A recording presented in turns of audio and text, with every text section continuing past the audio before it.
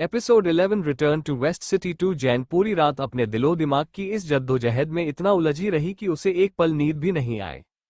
अगली सुबह वो हर रोज से पहले ही उठ गई। उठना क्या था, वो रात भर सोई ही नहीं थी। पूरी रात भर बस यहाँ वहाँ करवट बदलती रही। फिर जब थोड़ी सुबह हुई तो उठकर घर के कुछ जरूरी कामों में उलझ गई। जैन ने आथा का नाश्ता, उसके कपड़े वगैरह तैयार किए और उसके लिए एक नोट लिखकर टेबल पर रख दिया और उसे सोता छोड़कर घर से बाहर आ गई और अपने दिमाग की शांति के लिए सीधे चर्च की तरफ चले गई। जैन चर्च की गेट के बाहर खड़े होकर वो इतनी सुबह सुबह अंदर जाने और ना जाने का सोच ही रही थी कि फादर ने उसे गेट पर खड़े देखकर सवाल किया, जैन माय चाइल्ड, आप यहाँ इतनी सुबह सुबह कैसे? फादर विक्टर, पीछे से आती आवाज सुन जैन ने पीछे मुड़कर चौंकते हुए कहा। जैन को खड़े देख फादर ने मुस्कुराते हुए दोबारा सवाल किया, Jane how are you my child, is everything okay? आथा ठीक तो है ना? Yes father, everything is all right and Arthur is also fine. Father के एक साथ इतने सारे सवाल सुन जैन ने मुस्कुराते हुए जवाब दिया। जैन फादर को पिछले 6 सालों से जानती थी। जब वो पहली बार इस शहर आई थी तो उसका सारा सामान चोरी हो गया। वो उस दिन भूखी प्यासी इसी चर्च के बाहर खड़ी थी। तब फादर विक्टर ने ही उसे खाना खिलाया और उसे बहुत दिनों तक यहाँ पर रखा था। तब से लेकर आज तक जैन ने फादर विक्टर को अपना गॉडफादर मानती आई। वो उन्हें बहुत मानती हैं क्योंकि उन्होंने उसको उस वक्त हौसला और सहारा दिया जब उसे इसकी सबसे ज्यादा जरूरत थी। उसके मुश्किल हालातों में उन्होंने हर वक्त साथ ही नहीं दिया था बल्कि उन मुश्किल हालातों से लड़ना भी सिखाया था। फादर विक्टर की दी हुई हिम्मत थी कि जैन जैसी एक कमजोर लड़की को टूटकर उठना, उसे खुद को संभालना सिखाया और शायद वो नहीं होते तो वो उसी दिन हिम्मत हार कर कोई गलत फैसला ले चुकी होती। जैन के लिए फादर विक्टर नैन्सी और विली की तरह ही उसके परिवार का हिस्सा था। वो परिवार जिन्होंने अपना ना होते हुए भी उसे अपनापन दिया और उसका हर मुश्किल हालात में साथ दिया था। और इन 6 सालों में भले ही सब बदल चुका था पर उनके बीच का रिश्ता आज भी वही था। एक जैन का सवाल सुन फादर ने उसकी ओर देखकर थोड़ा हैरानी से सवाल किया, फिर आप इतनी सुबह यहाँ क्या कर रहा है माय चाइल्ड? कुछ नहीं फादर, बस काफी दिनों से यहाँ आई थी इसीलिए सोचा आ जाऊं। ये तो बहुत अच्छी बात है जैन, हमको थोड़ा काम है, हम वो करके आता है, तब तक आप अंदर जाओ। 11 ओके फादर, जैन ने मुस्कुराते हुए जवाब दिया और वहां से चर्च के भीतर चले गई। अंदर चर्च में बैठी जैन गॉड से प्रार्थना कर रही थी। काफी देर तक वह बैठी हुई अपने मन की भड़ास निकालती रही पर जब मन पड़ा शांत हुआ तो फादर को बाय बोल वहां से घर की तरफ आ गई। जैन घर पहुंची तो आथा उसका इंतजार कर रहा था। जैन को देखते ही वो मॉमी कहते हुए दौड़कर उसके गले लग गया। आथा को इतना परेशान देख जैन ने सवाल किया, स्वीटी क्या हुआ, आप इतने घबराए हुए क्यों हो? 11 मॉम, अंकल विली ने कॉल किया था, उन्होंने कहा कि वह आपसे आकर जल्दी मिले। जैन का सवाल सुन आथा ने एक सांस में कहा। आथा की बात सुन जैन थोड़ा परेशान हुई पर उसने खुद को शांत करते हुए आथा को जवाब दिया, ओके हनी तुम घबराओ मत, मैं अभी जाकर पूछती हूँ। मॉम ही शायद वो आज यहाँ से जा रहे हैं और हमारा वो रेस्टोरेंट भी उन्होंने बेच दिया है। देख, आथा ने रोकते हुए कहा जैन को जाते। आथा के मुंह से ये बात सुनकर जैन थोड़ा हैरान रह गई। उसे पता तो था कि विली जाने वाला था पर इतनी जल्दी जाएगा इस बात की उम्मीद नहीं थी। पर उसके पीछे की वजह क्या थी अभी वो जानना ज्यादा जरूरी था। जैन ने आथा को वहीं रहने को कहकर सीधे नीचे विली के कमरे की तरफ भागी। जैन नीचे पहुंची तो विली के कमरे में सारा सामान यहाँ वहां बिखरा हुआ था और सामान के बीचों बीच खड़ा विली अपनी पैकिंग में बिजी था। विली को सारे सामान के साथ देख जैन से घबराए हुए सवाल किया, ब्रदर विली क्या हुआ, आप सारा सामान क्यों पैक कर रहे हैं? आप तो कुछ दिनों बाद जाने वाले थे ना, फिर ये सब क्या है, आप सामान क्यों पैक कर रहे हैं? जैन, तुम कब आए? जैन को वहां देख विली ने कहा। विली की बात सुन जैन ने बिना उसके सवाल का जवाब दिए अपना सवाल दोबारा दोहरा दिया। जैन का दोबारा वही सवाल को सुन विली के पास उसका जवाब देने के सिवा कोई रास्ता नहीं बचा। उसने एक पल लंबी गहरी सांस लेते हुए जवाब दिया, जैन तुम्हें बताया तो था मुझे 1-2 दिन में यहाँ से जाना है पर अचानक नैन्सी के डॉक्टर की कॉल आई। उन्होंने कहा कि ऑपरेशन कल ही करना होगा इसीलिए मुझे आज ही जाना पड़ रहा है। वैसे तुम फिक्र मत करना, मैंने सब कुछ संभाल लिया है, रेस्टोरेंट भी सही रेट में बिक गया, उससे जो पैसे मिले थे उनसे मैंने उस ब्रोकर्स का हिसाब भी कर दिया है। बाकी बचे पैसों से नैन्सी का इलाज भी हो जाएगा और तुम्हारी सैलरी भी मैंने अलग से रख ली है, ये लो। विली ने अपनी जेब से कुछ पैसे निकालकर जैन की ओर बढ़ाते हुए कहा। विली की जाने की बात सुन जैन को एकदम शौक रह गई। यह सब इतनी जल्दीबाजी में होने की उसे बिल्कुल उम्मीद नहीं थी।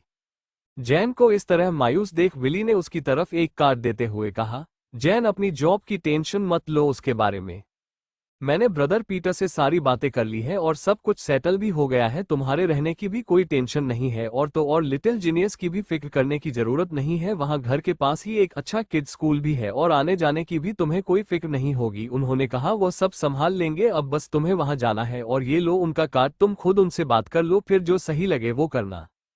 थैंक यू ब्रदर विली, पर क्या आपका जाना अभी जरूरी है? आप जानते हैं ना, आपके चले जाने से मैं और आथा अकेले पड़ जाएंगे। जानता हूं जैन, इसीलिए कह रहा हूं वहां चली जाओ, यही तुम्हारे लिए बेहतर लिया। आथा के हक से जैन शांत हो गई, उसके एक सिंपल हग ने बिना कुछ कहे भी जैन के चेहरे पर एक स्माइल ला दी। वह जानती थी कि आथा का नेचर अलग है, उसे लोगों से ज्यादा बातें करना पसंद नहीं है, ना अपने इमोशन जाहिर करना, पर उसका यूं बिना कुछ कहे भी सपोर्ट करना भी जैन के लिए काफी था। जैन काफी देर रोने के बाद शांत हो गई और आथा के सिर पर प्यार से हाथ फेरते हुए उसके साथ अपने कमरे की तरफ चले गई। अपने कमरे में बैठी जैन अपने सामने खड़ी नई मुसीबत को लेकर परेशान थी। रेस्टोरेंट के बंद हो जाने के बाद अब उसके पास ना कोई जॉब थी और न ही पैसे। अपने रहने और खाने पीने की चिंता को लेकर वो परेशान थी, उसे समझ नहीं आ रहा था कि वह करे तो करे क्या। एक तरफ उसके दिमाग में विली की कही बातें घूम रही थी तो दूसरी तरफ घर चलाने की फिक्र पर कोई भी सॉल्यूशन नहीं मिला। काफी देर तक सोचने के बाद भी जब कोई नतीजा नहीं निकला तो जैन ने एक नंबर डायल किया, पर उसके कुछ कहने से पहले दूसरी तरफ से ऐसा कुछ कहा जिसे सुन जैन ने घबराते हुए थोड़ी देर में वहां पहुंचने को कहकर फोन कट कर दिया और जल्दी से अपना फोन और बैग लिए घर से निकल गई। अगले आधे घंटे बाद जैन हॉस्पिटल में थी और सामने बेड पर एक 60-70 साल की लेडी बैठी हुई थी। जैन को वहां देखकर वो खुश होते हुए उसकी तरफ आ गई। उन्हें इस तरह अपनी ओर आते देख जैन ने दौड़कर उन्हें बेड पर बिठा दिया और उनका हाथ पकड़े सवाल किया, ग्रैंड माँ वाल्टर, ये सब कैसे हुआ और आप अकेले वहां क्या कर रही थी?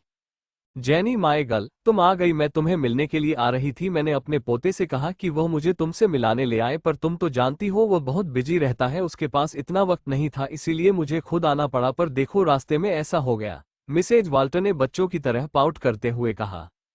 मिसेज वाल्टर जैन के लिए एक वेल विशर की तरह थी। उसकी मुलाकात उनसे 1 साल पहले इसी तरह के एक एक्सीडेंट के दौरान हुई थी। उस दिन उसने उनकी जान बचाई थी और उसी एक्सीडेंट के बाद से मिसेज वाल्टर को जैन इतनी पसंद आई कि वह कभी कभार उससे मिलने आ जाया करती। जैन मिसेज वाल्टर के बारे में ज्यादा नहीं जानती थी, पर उसे उनका प्यार से बात करना पसंद था, इसीलिए वह जब भी उससे मिलने आती तो वह खुशी खुशी उनके साथ कुछ वक्त गुजार लिया करती। पर धीरे धीरे जैन को मिसेज वाल्टर अच्छी लगने लगी और बस यहीं से उनकी दोस्ती शुरू हो गई। हालांकि ये दोस्ती टीनेजर्स की तरह नहीं थी, पर जैन को उनसे हमेशा एक फैमिली और बड़े होने का एहसास मिलता, इसलिए उसे उनके साथ बात करना पसंद था। मिसेज वाल्टर को पाउट बनाते हुए देख जैन ने थोड़ा शांत होकर कहा, फिर भी आपको इस तरह नहीं आना चाहिए था, अगर आपको कुछ हो जाता तो। ओह लिटिल जैनी, पसंद नहीं है तुम बात बात पर तुम्हारी यही बात मुझे सबके लिए परेशान हो जाती हो। My silly girl, you have to be strong. ये तो छोटी बातें होते रहती है, खैर ये सब छोड़ो, मैं तुमसे ये सब बातें करने नहीं आई थी। दरअसल मैं कुछ वक्त के लिए अपने पोते के साथ वेस्ट सिटी जा रही हूँ। मैं तुमसे मिल नहीं पाऊंगी, इसीलिए सोचा जाने से पहले तुमसे और मेरे लिटिल आथा से मिलकर जाऊं। वेस्ट सिटी का नाम सुन ग्रैंडमा वाल्टर के मुंह जैन ने चौंकते हुए कहा, क्योंकि बीते 2 दिनों में आज दूसरी बार उसके सामने वेस्ट सिटी का नाम आया था। जैन को अपनी बात पर इस तरह हैरान होते देख मिसेज वाल्टर ने सवाल किया, जैनी क्या हुआ, तुम ठीक हो? नो नो, जवाब दिया। I am fine grandma, Jane ने गहरी सांस लेते हुए। Jenny, you are not fine, something happened. Girl, tell me what happened. My grandma Walter की बात सुन जैन ने उन्हें सारी बातें बता दी, उसके रेस्टोरेंट से लेकर वेस्ट सिटी में जॉब ऑफर मिलने तक की। जैन की सारी बातें सुनने के बाद मिसेज वाल्टर ने मुस्कुराते हुए जवाब दिया, जैन यह अच्छी बात है, एक बेटर जॉब है और बाकी चीजें भी, फिर तुम जाना क्यों ही चाहती, प्रॉब्लम क्या है? आथा, ग्रैंडमा मुझे नहीं पता उसे अच्छा लगेगा या नहीं, आप तो जानती है उसे कहीं जाना पसंद नहीं है, पता नहीं इस बात पर क्या रिएक्ट करेगा और मेरी अपनी भी कुछ वजह है जिस वजह से मैं वहां नहीं जाना चाहती। जैन, आथा से बात करो तभी तुम्हें पता चलेगा। और जैन, अगर तुम फिर भी वहां जॉब नहीं करना चाहती तो कोई बात नहीं, मैं अपने पोते से बात कर उसकी कंपनी में जॉब दिलवाने की बात करूंगी, पर जैन अभी वो वेस्ट सिटी में है तो थोड़ा वक्त लगेगा। थैंक यू, पर इसकी जरूरत नहीं है ग्रैंड माँ, मैं आथा से बात करके देखती हूँ तभी कुछ फैसला कर पाऊंगी। 11 ठीक है जैन, पर मुझे उम्मीद सब ठीक होगा। खैर जैन, मेरी चोट ज्यादा गहरा नहीं है तो अब चलना चाहिए, वरना कुछ देर में सब ढूंढते हुए यहाँ पहुंच जाएंगे। ओके ग्रैंड माँ, एज यू विश, चलिए मैं आपको बाहर तक छोड़ने चलती हूँ। मिसेज वाल्टर की बात पर जैन ने मुस्कुराते हुए जवाब दिया और उनका हाथ पकड़े हॉस्पिटल से बाहर आ गए। दोनों हॉस्पिटल से बाहर निकलकर वो कैब का इंतजार कर ही रहे थे कि मिसेज वाल्टर का ड्राइवर गाड़ी लेकर आ गया। अपने ड्राइवर को देख मिसेज वाल्टर ने थोड़ी राहत सांस ली और जैन को बाय बोलकर गाड़ी में बैठ वहां से चले गई। उनके जाने के बाद जैन हॉस्पिटल के बाहर खड़ी कश्मकश में थी कि वो घर वापस जाए या जॉब की तलाश में। तभी उसका फोन रिंग करने लगा। जैन ने बैग से फोन निकालकर देखा तो आथ की कॉल थी। उसकी कॉल देख आनिया ने अपनी हाथ में पहनी घड़ी की तरफ देखा तो वह शाम के 5 बजा रही थी। घड़ी में इतना वक्त देख जैन जॉब का ख्याल छोड़ जल्दी से कैब ली और घर की तरफ निकल गई। जैन घर पहुंची तो ऑलमोस्ट शाम हो गई थी। घर पहुंचते पहुंचते वो थक भी चुकी थी, इसीलिए घर में घुसते ही उसने जल्दी से अपने शूज उतारकर शूज रैक में रखे और सोफे में जाकर लेट गई। जैन के आने की आवाज आथ ने सुनी तो अपने रूम से बाहर आ गया। Welcome home mommy, where you were, I was so worried 11। Sorry honey, मैं थोड़ा लेट हो गई। एक्चुअली मैं आज लैंडमा वाल्टर से मिली थी। Do you remember the old lady जिनके बारे में मैंने आपको बताया था? 11 yeah I remember mom, but what happen to her? 11 she है स्मॉल एक्सीडेंट, इसीलिए मैं थोड़ा लेट हो गई। वैसे आपने खाना खाया? मैं आपके लिए खाना फ्रिज में रख कर गई थी। मुझे पक्का पता है आपने नहीं खाया होगा, जैन ने किचन की तरफ जाते हुए कहा। बाय द वे हनी, मुझे आपसे कुछ जरूरी बात डिस्कस करनी है। बोलिए मॉम, पर बैठे बैठे कहा आथा ने सोफे। हनी यू नो ना, अंकल विली यहाँ से चले गए हैं और रेस्टोरेंट भी बंद हो चुका है, सो मम्मा के पास कोई जॉब नहीं है और हो सकता है हमें ये घर भी खाली करना पड़े। बट अंकल विली ने मम्मा को एक जॉब ऑफर की है, पर उसके लिए हमें दूसरे टाउन जाना होगा। पर मम्मा ने अभी कुछ नहीं सोचा। मम्मा पहले आपसे जानना चाहती थी आप क्या चाहते हैं। Mamma wants to know what you want honey. 11 my beautiful mommy, why should I have problem with they? आथा ने जैन की ओर देखकर अपना चश्मा ठीक करते हुए कहा। आथा की बात सुन जैन मुस्कुरा गई। उसने किचन से बाहर आकर आथा के पास सोफे पर बैठते हुए कहा, honey you know your happiness is more important for me, so you can tell me openly what you want, okay? Mommy a place doesn't matter to me, लिए जहां हम साथ हैं वो चीज मैटर मेरे करती है, so don't worry about me, I am happy, okay? Oh my silly boy, why are you so sweet much, you know what mama loves you so. I know mom, आथा ने भौहें ऊपर करते हुए कहा। आथा को ऐसे करते देख जैन ने मुस्कुराते हुए उसके गाल पर किस किया और थोड़ा रिलैक्स होते हुए वापस किचन की तरफ चले गई और डिनर बनाने में बिजी हो गई। आथा की बात से उस रात जैन थोड़ा शांत हुई। उसने सारी बातों पर गौर कर वापस शहर लौटने का फैसला किया, पर उसके दिल की घबराहट पूरी तरह से अभी भी खत्म नहीं हुई थी। अभी भी वो बहुत उलझन में थी, पर पहले से थोड़ा कम। दूसरी तरफ जैक्सन वेस्ट सिटी में था। आज सुबह जब उसे वेस्ट सिटी के हेड ऑफिस में चल रही गड़बड़ की खबर मिली तो वो सुबह की पहली फ्लाइट लेकर वहां के लिए निकल गया। वॉल्टर्स एमिप्री का हेड ऑफिस वेस्ट सिटी के बीचों बीच में था। वो शहर की सबसे खूबसूरत और सबसे ऊंची इमारत में से एक, जो शहर के हर यूथ का ड्रीम वर्ल्ड था और जहां जॉब करने के सपने हर कोई देखता था। वैसे तो वॉल्टर्स एम्पायर वेस्ट सिटी ही नहीं बाकी शहरों में सबसे बड़ी कंपनी और उसके ब्रांचों में से एक थी, पर हेड ऑफिस की बात कुछ और थी। इस वक्त शहर की सबसे बड़ी बिल्डिंग वॉल्टर्स एम्पायर के ऑफिस में एक अलग ही माहौल बना हुआ था। वहां बैठे छोटे से लेकर बड़े तक हर स्टाफ के मन में सवाल था कि उनका अगला प्रेसिडेंट कौन बनने वाला है। वैसे तो सब अच्छे से जानते थे कि वॉल्टर्स एम्पायर का असल ओनर जैक्सन वाल्टर है, पर वह कई सालों से जैक्सन वेस्ट सिटी का हेड ऑफिस छोड़कर अपने फॉरेन अपार्टमेंट के बिजनेस संभाल रहा था। इसीलिए जैक्सन के सौतेले भाई डैनियल जैक्सन टेम्परेरी सीईओ बनाया गया था। हालांकि अब भी सारे राइट जैक्सन के पास थे, लेकिन कुछ वक्त से डैनियल ने अपने सारे मैनेजर और शेयर होल्डर को अपनी तरफ कर वहां का सीईओ बनने की पूरी तैयारी में लगा हुआ था। और जब ये खबर जैक्सन तक पहुंची तो वह अगली ही फ्लाइट लेकर वेस्ट सिटी के लिए निकल गया।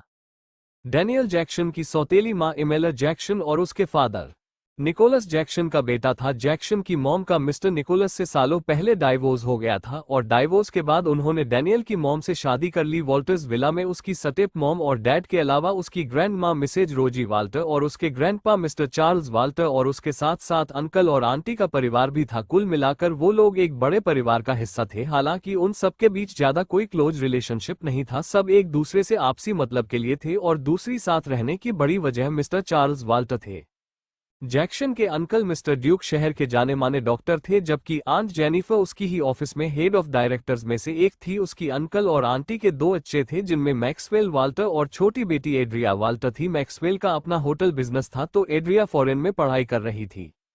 वॉल्टर्स एम्पायर के पुराने इतिहास की माने तो उनका सारा बिजनेस मिस्टर चार्ल्स वाल्टर ने ही अपने बलबूते पर खड़ा किया था और सालों तक उन्होंने संभाला भी, पर कुछ साल पहले जब उनकी तबीयत खराब होने लगी तो उन्होंने अपनी कंपनी अपने दोनों बेटों के बजाय 17 साल के जैक्सन को सौंप दी। उस वक्त उनके इस फैसले पर सबने सवाल खड़े किया, यहां तक कि कई शेयर होल्डर ने अपने पैसे वापस भी ले लिए, पर जैक्सन ने इतनी समझदारी से उस ऑफिस को संभाला कि सब हैरान रह गए। उसने कुछ ही सालों में मेहनत कर उसे इंटरनेशनल लेवल तक पहुंचा दिया था और आज वह इस मुकाम पर खड़ा था कि बिजनेस की दुनिया में देश में ही नहीं विदेशों में भी उसका नाम था। वॉल्टर्स एम्पायर मीटिंग रूम में सारे हेड डायरेक्टर और शेयर होल्डर अपनी अपनी चेयर पर बैठे हुए थे और उनके सामने एक की बड़ी सी चेयर पर डैनियल पूरे एटीट्यूड में बैठा हुआ था, जबकि सारे शेयर होल्डर आपस में किसी बात को लेकर बहस कर रहे थे। शायद उनमें से कुछ लोग इस बार को लेकर डरे हुए थे। उन सब की बहस चल ही रही थी। ऑफिस के जोर एक झटके खुला, डोर के अचानक से खुलने से सबने झटके से उस ओर देखा तो सामने से एंटर होते शख्स को देख सबकी आंखें फटी की फटी रह गई। सब डर के मारे एक साथ अपनी चेयर से उठकर खड़े हो गए। इसका क्रेडिट जाता है पॉकेट नोवेल रीडर पर। फिर मिलेंगे। लाइक करें और सब्सक्राइब करें।